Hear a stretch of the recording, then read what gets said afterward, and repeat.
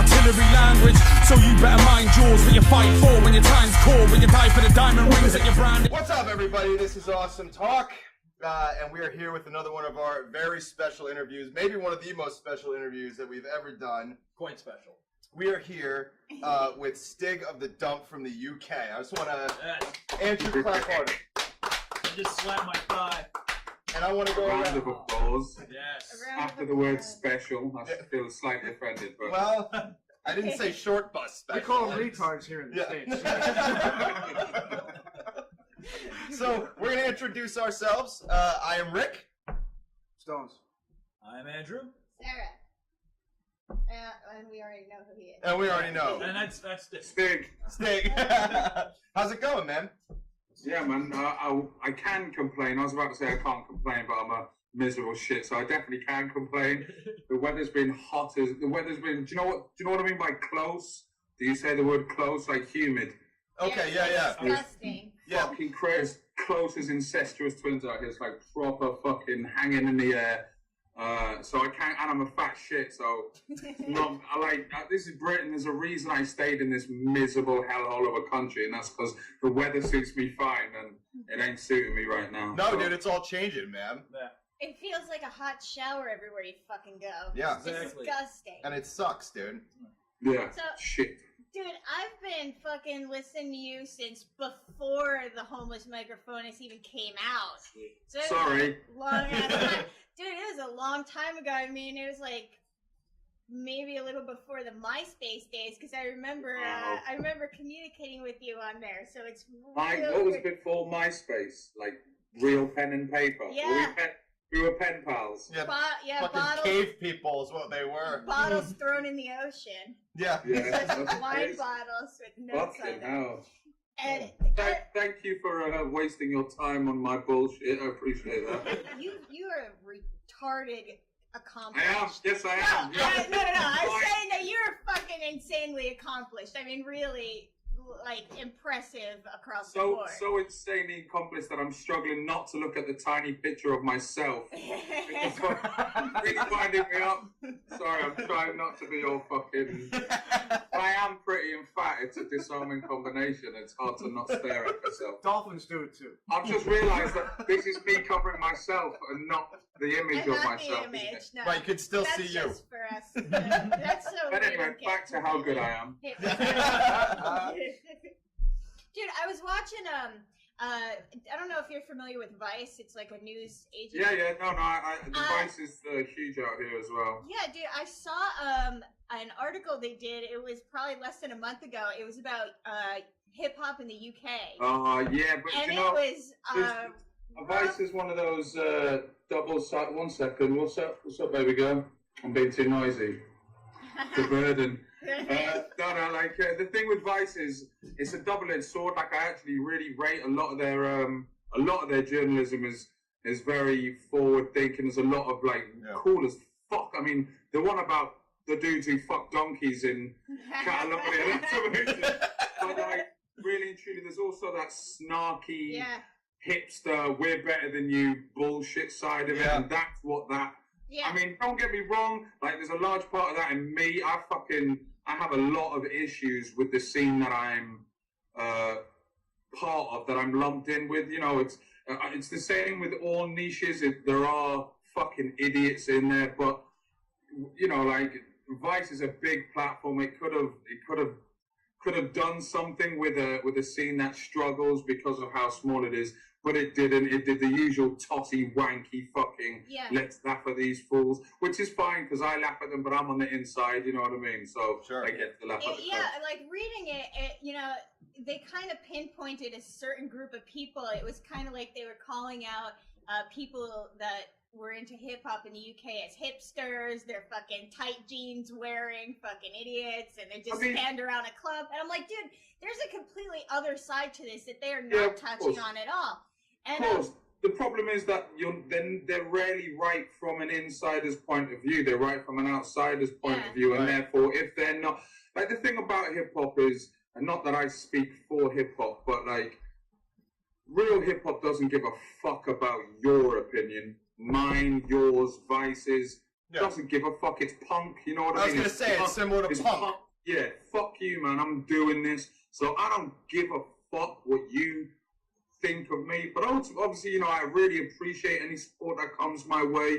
But I'm not making this music for Vice's affirmation. I don't need them to tell me what I'm doing is okay. I don't give a fuck. I'm going to do it anyway. And so it's a double-edged, you know, like with everything, it's a double-edged sword. A large part of me goes, you know, what a bunch of bastards they are for doing that. And also, you know, fuck them for not taking the opportunity. Then a large part of me thinks they're right. There is so many of these fucking bystanders latching onto the subculture for like social gain or to look cool. And then the biggest part of me just goes, I don't give a fuck, man. I got bills to pay, dishes to do, and a girlfriend who's telling me I'm too noisy from time. What I give a fuck about some fucking twirly tash cunts, what they think of me, like. Yeah, and what they're doing, and to do that is just as dangerous as what the, you know, the news that they, you know, because it's like you said, like some things that they do is great, and then amazing, like, and I mean, like, sure. A large part of it as well. That's the thing. I don't want to seem like I'm like fuck Vice, not at all. No, like, no. But I really rate them. When they do some shit like that, though, they can be compared to the regular media that they seem to be competing against because they're making a blanket statement that, you know, it almost makes it seem like it's about everybody, and it's not. No, It's, fucking of great. course. And Of course. As soon as you remove financial gain or financial burden from the equation, then, you know, like, come on, all the greatest artists die in obscurity, or if they don't, you know, like Bukowski, fucking Sid Vicious, fucking Jimi Hendrix. Yep. Like everybody who I consider a true artist has died young, and there are only a handful of them that even achieve financial reward within the context of their career. Like it's a constant. It's a constant. I'm going to say that a lot. It's a double-edged sword. Like ultimately, I'm at an age now where. You should have died already? Well, yeah. Grown-up shit is a concern to me. You know what I mean? Like just trying to live a normal fucking response. I ain't buying a car. I barely pay my fucking rent. Like I can't raise no kid. I mean, I don't have kids, fortunately, but I can't raise them if I did, or if I want. You know, if I need to replace myself in the future because I'm insecure, like we all are. So I shit out a little one. I don't know how the fuck I'm barely raise myself right now on this shit. So. But that also allows me a certain amount of freedom to not, you know, this whole fuck them attitude, I don't give a fuck. It's because I'm lucky enough to be broke, which means that I'm lucky enough to not have outside influences affecting what the fuck I want to do. And like that's kind of gone off on a little bit of a tangent, but you saying this divide between the commercial and the underground, I think that's just the divide between art and industry. That's all that fucking is. Like commercial music is an industry. It's got fuck all to do with music. It's got to selling prepubescent boys to prepubescent girls and fucking dried up old housewives. That's or you know, like or stripping every. So this got really deep all of a sudden, but stripping every single woman down to a pair of tits and a pussy, like that's what commercial music is. It's about product. It's got nothing to do with pursuit of art. So I'm blessed to be broke, but it also makes my job a lot fucking harder than it needs to be. There's like watching the fucking Grammys is almost disturbing. To see people going up there, like, I mean, not everybody, you know, like, you know. Oh yeah, there's definitely links in the chain that are on our side, like, but very few. But like, it's almost weird. Like I'm a bit of a nihilist in some forms of, like, it's a double-edged sword. On the one point, I'm like, I care so much. I'm so fucking disappointed, and it's really emotionally caught up in it. And then the other hand, I like watching it all burn. Yeah. You know, like in that fucking whole George Carlin, like, fuck it, man. let the flames go up because it's a beautiful sight to behold. Whatever makes you not hate Cheers. yourself. Cheers to you, sir. Unfortunately, the moments before ejaculation are about the only thing that made me not hate myself. Those are the only moments where That was nothing far matters. too much information, wasn't it? So, No, I feel like we really bonded there. It's fine. It's okay.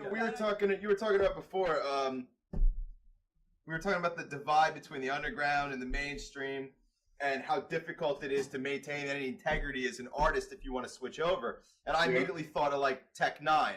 yeah.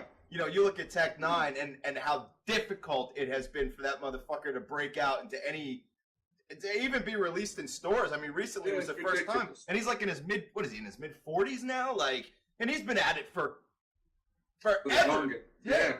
There's a reason Eminem, aside from his skill, there's a reason Eminem became the #1 selling rapper of all time. And like, that's not to discount the dude's talent because Sure. early M is, you know, he set fucking levels. But he's also a heterosexual, young, not middle class, that's not true at all, but he's a white dude, isn't he? It's like, Yeah. the world has a fucking agenda, and like Tech 9 doesn't fit into their safe little quota. Well, he didn't. Slowly, the power of the internet and this shit, you know what I mean? Like, fuck them, we'll do what we want to do. Fuck yeah, Like, dude. And that you know, like that majors are running scared right now because of that shit. Yeah, man. They're irrelevant now. Actually, Bill Nye. Like, Patrice O'Neal is the greatest comedian that ever lived. Fuck! Fuck yes. Dude, I got to see Patrice O'Neal, dude. I was lucky enough to see him live, man. And he was amazing, dude. But you're influenced by a lot of really amazing comedians. You can't see it here, but we have a huge portrait of Bill Hicks behind the bar Wow. here, dude. Yeah. You know, so I was wondering in terms of, because your lyrics, man, are very socially and politically well, a lot of them are socially and politically conscious. And if you're gonna cite Doug Stanhope or Bill Hicks or George Carlin, how do you feel they influence you? Like, how have they influenced you? If I'm brutally honest, I think comedy has had a bigger effect on my life than anything else. I agree completely. Drink to that, dude. Yeah, actually. I mean, like, cheers. Cheers. I mean, to the end that it's influenced me and my thoughts about specific subjects. You know, like Doug Stanhope has literally opened my eyes to certain issues where I didn't, where I was definitely caught up in an opinion I thought was the right opinion. And so somebody breaks down your reasoning to like, oh shit, yeah, there's a weak link in that. Yeah. Now I can understand his and I form my own opinion, or on a bigger scale, just how much, not on a specific subject, more on a live thing about how Richard Pryor's honesty and truth and owning of how tragic shit was in his life is art. Like, that's all I can say it is. There's no point in using a bunch of hyperbole and grandiloquence and saying all these fancy words. It's just fucking art, man. The guy put his soul on the line and he went, here's my shit, here's my bullshit, here's my pain. Yeah. Look at my pain and, you know, take from it what you need to. And like, that's what comedians do for me. They're the greatest philosophers ever. Yeah, agreed. Absolutely. Do you know what it is? Here's the way. I was going to say succinct, but that's never something I'm good at. I don't know what the fucking point in all of this is. I'm an atheist. I don't believe in a reason. I don't believe in a next. It's just now, and I don't know why. And that plays on my mind constantly. And people fill that hole. You fill it with religion, or you fill it with drugs, or alcohol, or creativity and art and truth and love. And that's what comedy is. It's like, it's taking that absurdity of life, how pointless all this shit is. We can sit here and discuss the righteousness. It doesn't fucking matter. And that comedy points that out. And you're forced to laugh at the tragedy of the truth. And so that's something I learned from early on, is all my insecurities and all this bullshit baggage I carry around.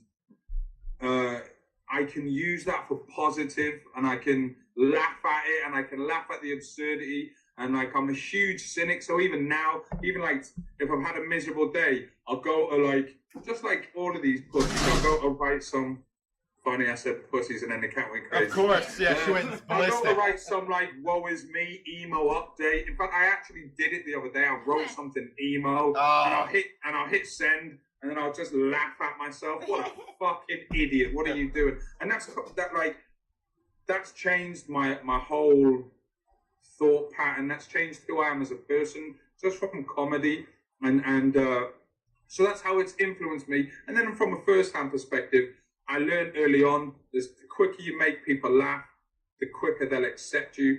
And as I got older and I was rubbish with women, like embarrassingly bad, I realized that I can punch well above my weight by making a girl laugh. And it's just, comedy is currency to me.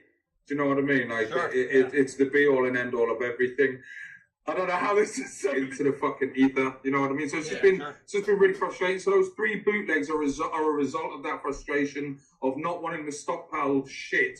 So I need somewhere to pour this fucking bullshit in my head. It's either into my girlfriend's ear holes or onto a track, and I know which one's healthier. So I just eventually make bootlegs. It's not about, oh, I can't afford to get a producer. It's just I've got some shit rattling in my head. It's either Twitter, which I know is a pointless exercise, rapping, or rapidly shorten the amount of patience my girlfriend has for me. No. So I have 3 bootlegs as a result of that, and I'm in a position where I really just want to drop them, but I don't want to waste momentum because it has been so long since I've had something. It has been so long since I've offered anything that I feel is of a high standard. The last couple of releases I'm definitely happy with, but this is, I feel like this is a step closer to where I want to be, artistically speaking. Good. Plug yourself. Where can people find you? Where can people find your stuff, man? Go crazy. Just Stig of the Dump UK. So yeah, I have a website being built, but until that's built, just everything is Stig of the Dump UK. Twitter, I'll just be ranting about bullshit and putting pictures of stuff I'll put behind my face, and I will have a release out, and I promise you it's a little bit of me. So if you like what you see when you go to those websites, then you can listen to me shout swear words someday, maybe. I don't know. I'm not very good at selling myself. The whole world. If you had a message to the world, what would it be? Because everyone is watching. Yeah. Yeah. And by everyone, we mean like 5 people. Yeah. Yeah, just try not to be a cunt to people, innit? And we'll all be good. Fuck yeah. You know, I think that's our most common. It's final usually word. dick, but Yeah, don't most hear people from your say Don't don't Dick, whatever. Cunt is so much more plosive. My cunt is the greatest word ever. I know, it's like You Louis say- C.K. says. Yeah, It's you- curly at the end, it's soft, it's round. You say cunt and everybody in the room will look at you and go, huh? Oh, what's that? Good word. It is a good word. Dude, thank you so much for fucking being Yeah. here on the show. Yeah, One thank you, more man. clink out the Stig, man. Thank you. Getting all the clinks.